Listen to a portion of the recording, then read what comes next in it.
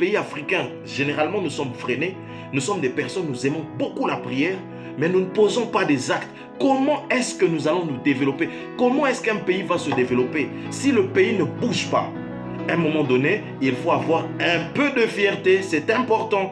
Un peu de fierté, un peu de sa personnalité pour se préserver, pour préserver son pays. Vous ne pouvez pas être là à dire que non, nous on est là, on va donner des coups, on va tirer des mitraillettes spirituelles et les choses vont changer qu'avec des mitraillettes spirituelles. Il faut arrêter de prêcher ces choses-là.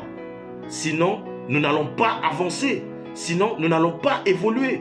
À un moment donné, il faut prendre des personnes qui sont capables, des hommes et des femmes, des personnes qui prient, qui ont la partie intellectuelle. Et il y a des gens qui ont la capacité physique. Il y a des personnes que Dieu a appelées. Et oui, il les a appelées à combattre pour protéger leur terre. Bien-aimés, la notion de la terre, c'est quelque chose de très important que nous devons garder. Nous ne pouvons pas toujours dire oui parce que nous sommes dans l'église, que toutes les choses, nous devons les régler spirituellement. Attention, si tu es père aujourd'hui, tu ne vas pas nourrir tes enfants simplement avec la spiritualité.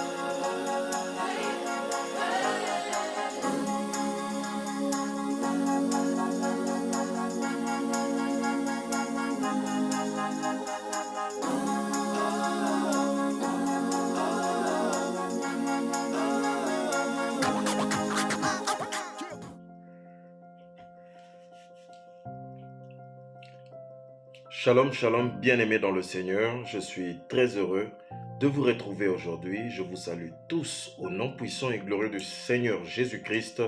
C'est votre humble serviteur, le libre disciple du Christ, le frère Trésor.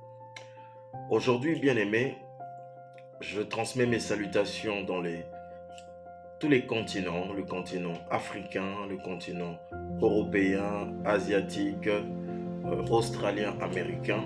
Que le Seigneur soit avec vous. Nous allons partager de quelque chose qui fait partie de notre vie de tous les jours, comme nous avons l'habitude de l'annoncer. Alors nous allons parler de la part des choses. Mais pour parler de la part des choses, comme à notre coutume, nous allons plonger dans la prière pour entrer dans le vif du sujet. Prions. Éternel, le Dieu de gloire, le Dieu de toute bonté, nous voici devant toi. Nous venons, Père éternel, nous remettre entre tes saintes mains. Nous voulons, Seigneur, qu'à cet instant, ce moment de partage, que ta puissance seule, Seigneur, puisse régner en maître au milieu de tes enfants et que seule cette parole, Seigneur, puisse prendre la première place. Seigneur, nous soumettons, Père éternel, toute autorité sous tes pieds et nous déclarons que tu es le maître de toutes choses afin que ta gloire soit manifeste dans la vie de mon frère, dans la vie de ma sœur, dans nos vies, pour que tout ce que tu nous annonces s'accomplisse conformément à ta parole. Tout cela, nous le déclarons et nous le disons. Dans le nom puissant et glorieux de Jésus-Christ de Nazareth, nous avons ainsi prié. Amen. Bien-aimés dans le Seigneur, aujourd'hui nous allons parler de la part des choses. Et je vais d'abord prendre un passage biblique pour marquer la différence de la part des choses dont nous allons parler aujourd'hui, parce que c'est très important. Nous voyons certains événements, et ces événements font que nous constatons qu'il y a une manière dont on communique cette parole, mais qui ne nous aide pas et qui nous freine. Pourquoi nous devons le faire? Parce que beaucoup de personnes sont freinées, et beaucoup de personnes aujourd'hui n'évoluent pas. Beaucoup de personnes se retrouvent bloquées, coincées, parce qu'ils ont eu à pratiquer ces choses. Et aujourd'hui, le rôle de l'Église, ce n'est pas de retarder les enfants de Dieu, mais c'est bel et bien de les conduire et de les amener à l'accomplissement de la volonté du Père. Si aujourd'hui, nous continuons à demeurer dans un christianisme où nous continuons à demeurer dans la religiosité et dans certaines pratiques qui n'apportent pas l'ouverture à la connaissance véritable et qui ne nous amènent pas réellement à l'épanouissement, nous allons passer tout notre temps à prier et à ne pas avoir de résultats. Alors pour cela, bien aimé, nous allons aller dans le livre de Éphésiens chapitre 6, Éphésiens chapitre 6 au verset 12. Nous allons lire ensemble cette parole. Alors, qu'est-il dit dans la parole de Dieu? Car nous n'avons pas à lutter contre la chair et le sang, mais contre les dominations, contre les autorités, contre les princes de ce monde des ténèbres, contre les esprits méchants dans les lieux célestes. Amen. Ici, dans ce texte, l'apôtre Paul nous a amené à une dimension. La dimension à laquelle il nous amène, c'est pour nous révéler les choses qui sont cachées derrière les combats que nous vivons. Mais permettez-moi de vous le dire, bien-aimés. Le combat que nous menons en tant qu'enfants de Dieu se passe à deux niveaux. Le premier niveau, c'est le niveau spirituel. Et c'est vrai. Et ici, Paul dit que nous ne luttons pas contre la chair et le sang. Donc, ça veut dire que notre combat est d'abord spirituel. Mais attention, il est une importance capitale que de comprendre que le combat spirituel se mène de façon spirituelle, mais il y a certaines choses que nous devons accomplir physiquement pour pouvoir palper et toucher l'œuvre de Dieu. Pourquoi est-ce que nous parlons de la sorte? Pourquoi est-ce que nous disons cela? C'est tout simplement que la plupart des enfants de Dieu, la plupart du temps, les enfants d'Israël, la victoire qu'ils ont eue avec Dieu se passait sous les deux niveaux. Il y avait d'abord le niveau spirituel et ensuite il y avait le niveau physique. Alors, Dieu, quand il opère avec nous aujourd'hui, il opère d'abord dans le niveau spirituel, puisque dans le livre de Jean chapitre 4 verset 24, la Bible déclare que Dieu est esprit, que ceux qui l'adorent doivent l'adorer en esprit et en vérité. Donc d'abord, il y a partie esprit et ensuite, il y a la partie vérité. Et la partie vérité ne s'exprime pas seulement en esprit, mais la partie vérité s'exprime dans la chair. Il est important de faire la part des choses. Bien-aimé, pourquoi est-ce que je suis en train de partager? Pourquoi est-ce que nous partageons de cela? Parce que la plupart du temps, moi-même qui suis devant vous, j'ai commis ces erreurs. Je n'ai pas su faire la part des choses entre la spiritualité et la chair.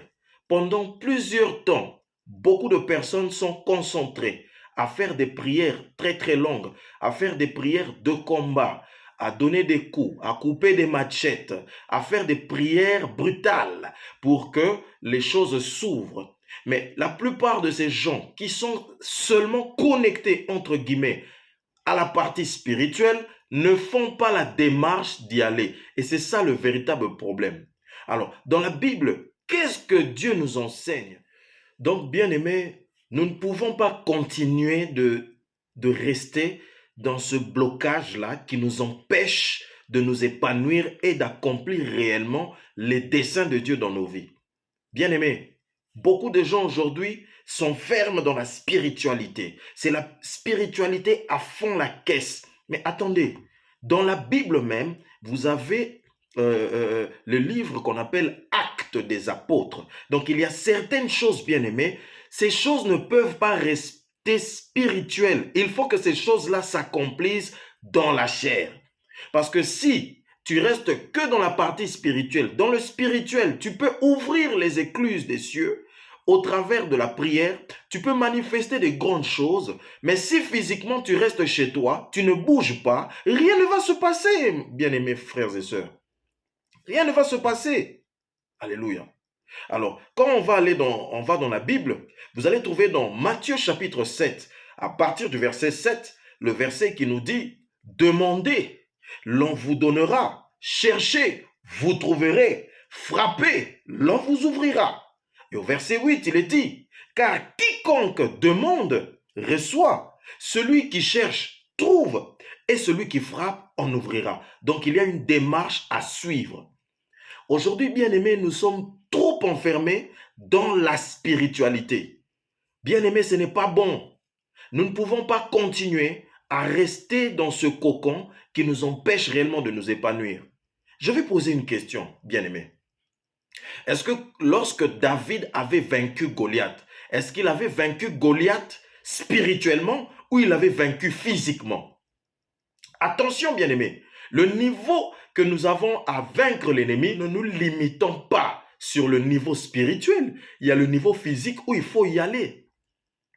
Très récemment, bien-aimé, j'ai été un peu déçu quand j'ai vu des très grandes maisons, des grandes maisons de Dieu, des grands temples de Dieu avec beaucoup de personnes se mobiliser, faire la prière spirituelle pour combattre les voisins du Congo, les personnes qui veulent entrer dans le pays pour bombarder, pour détruire. Écoutez, bien aimé, à un moment donné, il faut être objectif et il faut dire la vérité aux gens. Vous n'allez pas rester là dans votre église, vous prenez des mitraillettes spirituelles à fusiller les rebelles qui sont dans un coin, les rebelles qui font des dégâts, des personnes qui tuent des femmes, qui tuent des enfants. Vous rentrez dans votre église et vous combattez de façon spirituelle. Non, à un moment donné, il faut être objectif. Dieu, à plusieurs reprises dans la Bible, il a pris les enfants d'Israël. Les enfants d'Israël ont fait des prières. Il y a eu des pratiques qui ont été mises en place. Mais la suite était, il fallait sélectionner des personnes qui seront capables d'aller combattre pour que Israël soit protégé. Aujourd'hui, nous ne pouvons plus continuer à prêcher aux gens des faussetés. Si un pays doit être libéré, pour qu'un pays soit respecté, il faut au préalable qu'il y ait des hommes qui soient capables de dire, voilà, nous sommes prêts à aller combattre pour notre pays. Vous n'allez pas combattre pour votre pays uniquement spirituellement. La spiritualité, ce sont les prêtres qui s'en occupent. Mais la protection du pays, on choisit des hommes. Et il y a plusieurs passages bibliques, notamment quand on parle des murs de Jéricho qui devaient s'écrouler, il y avait la partie spiritualité qui était mise en pratique avec les prophètes, les prêtres, et il y avait aussi des hommes qui étaient là, qui devaient combattre. Donc ils ont fait le tour des murs de Jéricho 7 fois, et après ils ont contourné, le 7e jour ils l'ont contourné 7 fois, après quoi les fanfares ont sonné. Il y a maintenant les guerriers, les hommes qui étaient forts, qui sont allés directement combattre contre le peuple qui se trouvait à l'intérieur de Jéricho. Donc c'est pour dire qu'il faut faire la part des choses. Pourquoi est-ce que nous partageons de ces choses? Très récemment, nous avons eu à voir certains hommes de Dieu faire des combats dans des églises, des méga-churches où il y a beaucoup de personnes à l'intérieur. À un moment donné, il faut sortir un peu de ce côté-là. Vous êtes enfermé, vous êtes dans un coin, vous ne bougez pas, vous ne faites rien. Personne ne veut se lever pour se battre et que chacun dise, voilà, moi je vais combattre dans mon coin avec les armes. À un moment donné, il faut arrêter. Le respect s'impose parce que nous avons des hommes qui sont capables, nous avons des personnes qui décident d'aller confronter les autres, que ici c'est ma maison, vous n'avez pas le droit d'y entrer et de faire ce que vous voulez. C'est de cette manière qu'on se fait respecter.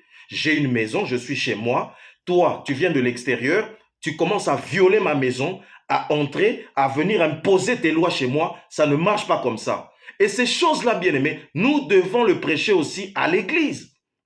Il y a certaines choses que nous n'allons pas seulement régler spirituellement.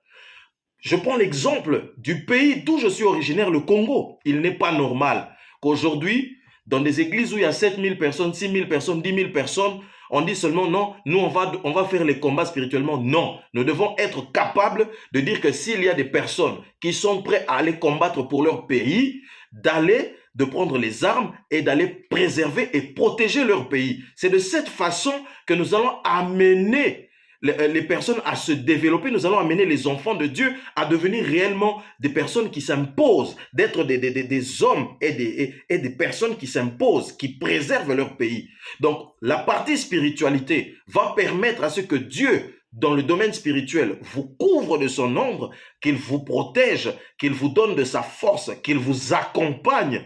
Et la partie physique, oui, c'est une partie qui est très importante. C'est là où vous allez poser l'action. Alors, les choses spirituelles dont nous parlons, même nous qui sommes des chrétiens dans l'Église, doivent s'accomplir aussi dans le physique. Nous ne pouvons pas être des chrétiens peureux et rester dans un coin. Nous sommes là, on dit oui, on va tout régler spirituellement. Je suis désolé, bien-aimé. Aujourd'hui, nous devons dire la vérité. Si je prie, je suis chez moi, je fais ma prière, j'adresse ma demande à Dieu. Matthieu chapitre 7, à partir du verset 7, demandez, l'on vous donnera. Je fais d'abord ma demande à Dieu. Ensuite, il y a chercher, vous trouverez. Donc, quand on dit qu'il faut chercher, il y a déjà un acte qu'il faut poser. Chercher, tu ne vas pas chercher en restant là, tu es assis comme ça, tu ne bouges pas, tu ne cherches pas, tu attends que toutes les choses viennent à toi. Non, ce n'est pas bon. C'est à cause de ça que beaucoup de chrétiens du dimanche passent leur temps à dormir dans l'église. Dieu ne nous a pas appelés à dormir. Il nous appelle à veiller et à prier. Donc, quand on veille, c'est dans le domaine spirituel. Maintenant, il arrive une dimension où nous devons accomplir les choses dans la vérité. Tu ne peux pas toujours dire, Seigneur, donne-moi de l'argent, donne-moi de l'argent. Tu es assis et tu attends que, comme la manne, que l'argent vienne du ciel et que l'argent vienne tomber sur toi. Bien-aimé, non. Nous ne pouvons pas continuer avec ces choses-là. C'est à cause de ça qu'il y a beaucoup de pays qui ne se développent pas. C'est à cause de ça qu'il y a beaucoup de personnes qui n'avancent pas, qui n'évoluent pas, parce qu'on leur donne des idées, on vous dit, oui, tout est spirituel, on va tout faire spirituellement. Mais si on doit tout faire dans le domaine spirituel, et ce qui se passe dans le physique, comment vous allez le faire? Bien-aimé, il faut sortir de toutes ces choses, parce que c'est à cause de cela qu'il y a beaucoup de gens qui n'évoluent pas. Il y a des chrétiens qui sont devenus des paresseux. Dieu dit dans sa parole qu'il n'aime pas les paresseux. Un paresseux ne va rien accomplir avec Dieu. Donc si tu veux te développer, tu dois poser l'acte. L'apôtre Paul dira, montre-moi ta foi avec ta parole, mais moi je te montrerai ta foi avec mes actes. Donc il faut que les actes parlent pour que les choses qui sont dans le domaine spirituel puissent être manifestées sur la terre. Jésus-Christ, qui est la parole qui a été faite chair et celle qui a habité parmi nous, a posé un acte. Il est allé, il a parlé contre les mauvaises œuvres, contre les mauvaises pratiques, et le Christ a été battu, fouetté. Ce n'était pas spirituellement, mais c'était physiquement. C'était pour que nous soyons sauvés. Alors aujourd'hui, nous ne pouvons pas, sous forme d'une paresse masquée, nous dire que non, tout ce que je fais, c'est seulement spirituel. S'il faut que tu pries pour avoir un travail, c'est bien. Tu as lancé la première partie de la demande, tu l'as lancée à Dieu. Tu fais ta prière. Dieu a écouté ta prière. Maintenant, tu dois faire la démarche d'aller chercher. Tu pries, tu dis, Seigneur, donne-moi du travail. Mais tu ne bouges pas. Tu n'écris pas de CV. Tu ne fais pas de lettre de motivation. Tu es là, tu es assis. Et tu attends que le travail vienne à toi. En tout cas, bien aimé, à un moment donné, il faut arrêter avec ces réflexions. Ce n'est pas bon. Vous dites aux gens que Dieu va nous sauver et vous ne combattez pas, et vous ne vous battez pas. Vous restez chez vous. Tu restes dans ta parcelle. Il y a quelqu'un qui est à l'extérieur, qui vient rentrer dans ta maison, qui te menace. Et toi, tu es là, tu dis non, je fais la prière spirituelle, ils ne vont pas venir. Arrêtez, s'il vous plaît. Arrêtez. Alléluia. Ce sont des choses qui nous retardent, qui nous freinent. C'est à cause de ça qu'on n'avance pas. À cause de ces mentalités qu'on n'avance pas, qu'on n'évolue pas. Il faut être objectif pour certaines choses. Le Christ même, il a pris des fouets. On a fouetté le Christ, ce n'était pas spirituel. Quand on a battu le Christ, c'était physiquement. Quand on a pris le Christ, on l'a cloué sur la croix, c'était physiquement qu'on l'avait cloué sur la croix. Donc, il a fait un travail. Tu ne peux pas rester chez toi, tu es assis, tu attends que toutes les choses arrivent. C'est comme ça que les enfants de Dieu n'avancent pas. Je m'adresse à quelqu'un aujourd'hui. Ce n'est pas la peine d'aller chercher la face de Dieu si c'est pour que tu restes chez toi, attendre que Dieu t'amène tout chez toi, que tu restes chez toi, tu es assis chez toi et tu attends qu'on t'apporte tout comme un bébé. Non. Nous ne pouvons pas continuer dans ce christianisme qui nous freine, qui nous empêche d'évoluer. Non. Bien-aimés, je vous en parle aujourd'hui. Je suis un peu révolté parce qu'il y a beaucoup de gens qui sont freinés.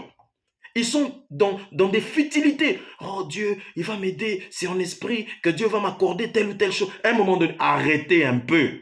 Si toi, tu ne te lèves pas pour aller travailler, si toi, tu ne te lèves pas, si tu n'écris pas de CV, tu n'écris pas de lettre de motivation, personne ne va venir pour le faire à ta place. Alléluia.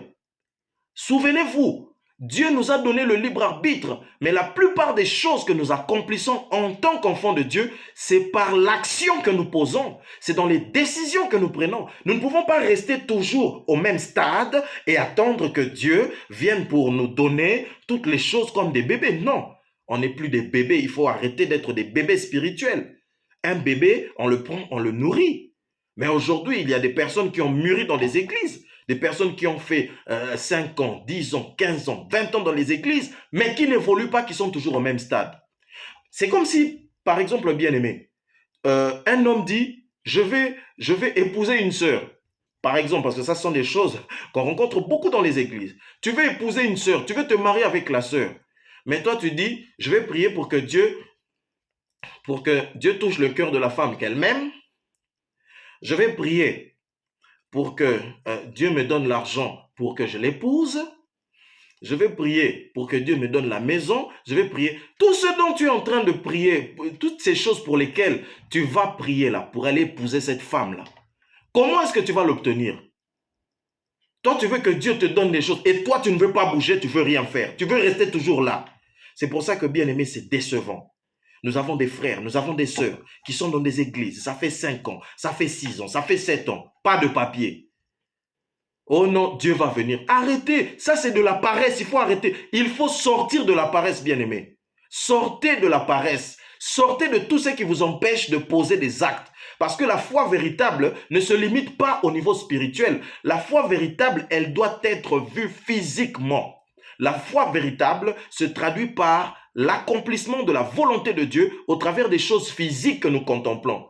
Si toi, tu passes ton temps à rester assis à ta chaise, à dormir dans ta maison et attendre que l'argent vienne pour que tu ailles épouser ta femme, à dormir, Seigneur, touche le cœur. Le Seigneur, il touche le cœur. Le Seigneur, donne-moi l'argent, que l'argent vienne à toi. Seigneur, mais tu vas pas t'en sortir. C'est pareil, idem pour nos pays. Si aujourd'hui l'Afrique n'évolue pas, si aujourd'hui dans nos pays nous n'évoluons pas, dans les pays africains, généralement nous sommes freinés, nous sommes des personnes, nous aimons beaucoup la prière, mais nous ne posons pas des actes. Comment est-ce que nous allons nous développer? Comment est-ce qu'un pays va se développer si le pays ne bouge pas? À un moment donné, il faut avoir un peu de fierté, c'est important. Un peu de fierté, un peu de sa personnalité pour se préserver, pour préserver son pays. Vous ne pouvez pas être là à dire que non, nous on est là, on va donner des coups, on va tirer des mitraillettes spirituelles et les choses vont changer qu'avec des mitraillettes spirituelles. Il faut arrêter de prêcher ces choses-là. Sinon, nous n'allons pas avancer. Sinon, nous n'allons pas évoluer. À un moment donné, il faut prendre des personnes qui sont capables, des hommes et des femmes, des personnes qui prient, qui ont la partie intellectuelle. Et il y a des gens qui ont la capacité physique. Il y a des personnes que Dieu a appelées. Et oui, il les a appelées à combattre pour protéger leur terre. Bien aimé, la notion de la terre, c'est quelque chose de très important que nous devons garder. Nous ne pouvons pas toujours dire oui parce que nous sommes dans l'église, que toutes les choses, nous devons les régler spirituellement. Attention, si tu es père aujourd'hui, tu ne vas pas nourrir tes enfants simplement avec la spiritualité. Il faut que tu ailles au travail, que tu trouves un peu de sous pour nourrir tes enfants. Alors, tu ne vas pas tout le temps être là, assis, tu ne fous rien, tu ne fais rien, et tu attends qu'on vienne, on te donne tout. Non, nous ne sommes plus des bébés. Alléluia. Bien-aimé, c'est très important. Pourquoi nous devons parler de ces choses? Parce qu'il faut que cette mentalité soit révolue dans nos églises. On doit avancer avec Dieu. On doit progresser. Alléluia. Tu es dans ta maison. Quelqu'un d'extérieur vient t'attaquer dans ta maison. Tu dis, je suis un serviteur de Dieu. Je prie que l'ennemi s'en va. Mais bien aimé, tu es en train de perdre le temps. Alléluia. Il y a une chose que j'avais partagée avec des frères et des sœurs parce que je disais, il faut être honnête. Aujourd'hui, il y a des hommes de Dieu. Quel est l'homme de Dieu qui va accepter qu'on vienne gifler sa femme devant lui? Arrêtez avec certaines choses. Arrêtez avec ces images-là, des semblants d'être des gens parfaits. Si vous voulez voir comment un homme de Dieu se fâche, allez-y, agissez de la sorte et là, vous allez comprendre. Pourquoi? Parce que nous avons été créés à l'image de Dieu. Et quand on parle de Dieu, Dieu dit dans sa parole que celui qui fait du mal à la prunelle de son œil, il va intervenir. Dieu ne dit pas que si on vient, on touche à mes enfants, on les maltraite, on les malmène, on les frappe, on les torture et que les choses vont être bien. Non, ce n'est pas le langage que Dieu utilise. Aujourd'hui, par notre façon de prêcher, par la façon de certaines personnes de prêcher, de dire la parole de Dieu, on a freiné beaucoup de personnes. Non. Mon frère, ma soeur, si tu as quelque chose à faire, la partie spirituelle, tu pries.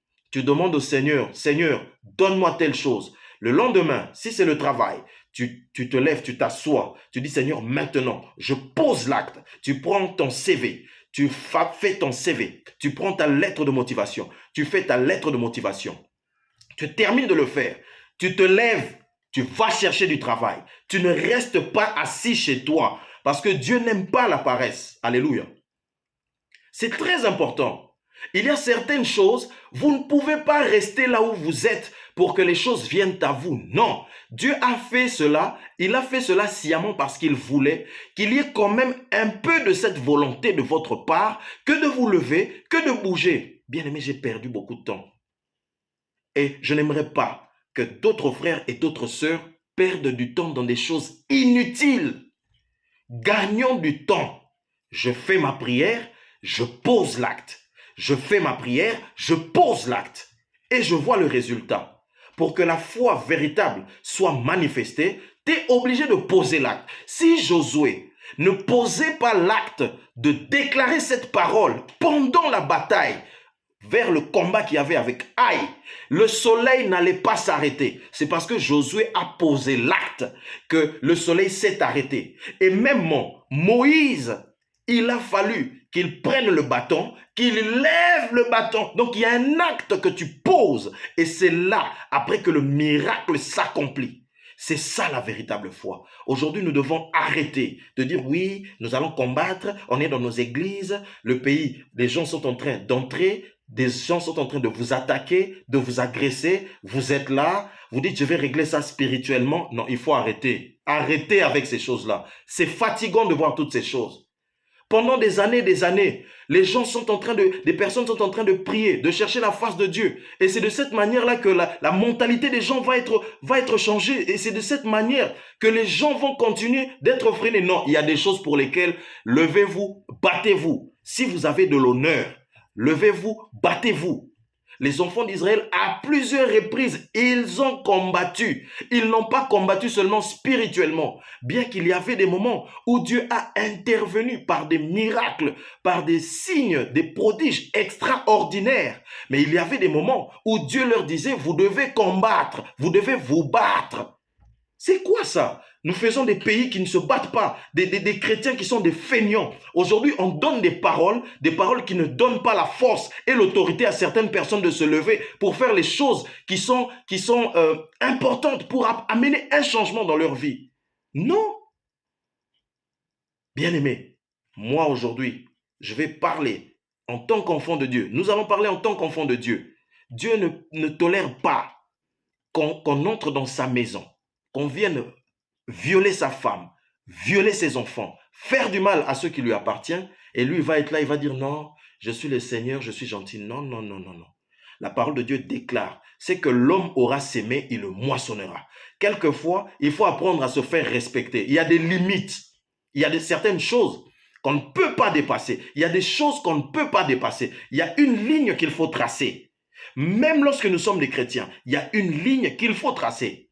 Le Dieu dont nous prions, le Jésus que nous prions, on l'appelle le lion de la tribu de Juda. Comment est-ce que nous allons rester là, à être comme des paresseux, à subir des attaques dans nos vies, dans nos pays, dans nos us et coutumes? À chaque fois, nous sommes là pour passer pour des victimes, alors que Dieu nous a déjà tout donné et que nous n'arrivons même pas à nous épanouir. Et après, nous disons que nous sommes des chrétiens, nous appartenons à Dieu. C'est pour cela que nous n'évoluons pas. Aujourd'hui, chrétiens, ce message est peut-être fort. Je suis peut-être allé un peu plus fort. Nous sommes allés un peu plus fort que d'habitude. Mais c'est pour révolter un peu quelqu'un, de te dire quand même non. Un peu de fierté quand même. Un peu de fierté. Ma maison, c'est ma maison. Chez moi, c'est chez moi. Mon pays, c'est mon pays. N'importe qui ne peut pas venir entrer et faire ce qu'il veut. Non, c'est chez moi. C'est à moi. de poser mes règles chez moi, c'est ma maison. Soit tu respectes mes règles, tu viens chez moi, je t'autorise à entrer. Si tu ne respectes pas, tu n'entres pas, tu restes à l'extérieur. Arrêtons d'être comme des gentils à l'excès. Même Salomon le dit. Pourquoi serais-tu bon outre mesure? Pourquoi souffrirais-tu? Pourquoi voudrais-tu souffrir? Non. À un moment donné, il faut être objectif. Sur certains points, il faut être ferme.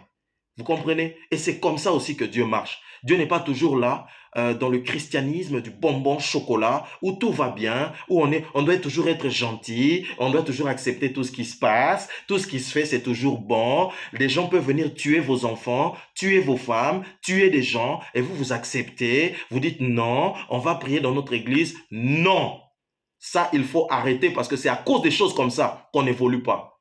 Bien-aimé, toi qui m'écoutes aujourd'hui, je veux que tu sois révolté. N'accepte jamais que quelqu'un rentre dans ta maison, t'impose sa loi comme il veut, sous prétexte parce que tu es chrétien, tu dois accepter tout ce qu'il veut. Non. Chez moi, c'est chez moi. Si Dieu m'a donné cet espace, c'est parce qu'il a dit que les terres que foulera la plante de vos pieds, je vous le donne en possession. Donc ma terre à moi, tu ne vas pas venir m'imposer ce que je dois faire. Alléluia. Ce que nous sommes en train de partager aujourd'hui, c'est aussi valable pour les pays que pour la vie de tous les jours, dans notre quotidien. Alléluia. Que le Seigneur vous bénisse, bien-aimés. Soyez forts, mais ne restez pas, ne dites pas seulement spirituel et ne demeurez pas dans la paresse. Pour cela, pour clôturer, bien-aimés, je vais prendre un passage biblique où Dieu condamne la paresse. Oui, bien-aimés, parce qu'il y a certaines choses, c'est une paresse spirituelle. Vous voulez rien faire, vous voulez pas vous battre, vous voulez rester là, vous voulez que toutes les choses vous tombent dessus. Non, rien ne vous tombera dessus tant que vous ne vous lèverez pas pour vous battre. Et c'est comme ça que Dieu marche avec nous, nous faisons des déclarations, nous prions, après le Seigneur nous accompagne et nous sommes des victorieux. Pourquoi? Parce que nous avons compris la chose à faire. Nous avons prié, maintenant le temps d'agir arrive, nous agissons et le Seigneur Dieu nous bénit. Alléluia.